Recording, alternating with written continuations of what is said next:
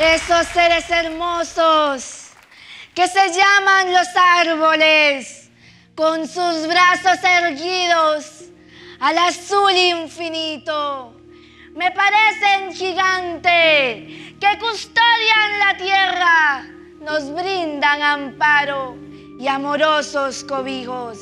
Yo los amo y los canto como seres divinos y bendigo su esencia y la tierra en que vivo.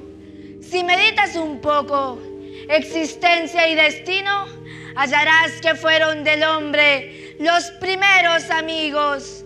Nos brindaron su fruto, su calor y el abrigo. Las casas y los templos con su madera fuerte fueron bien construidos. Hasta el ave canora lo eligió para el nido.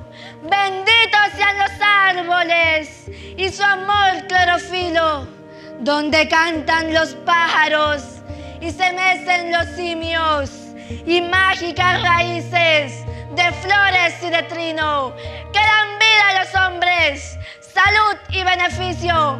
Benditos sean los árboles y bendito sea Colombia.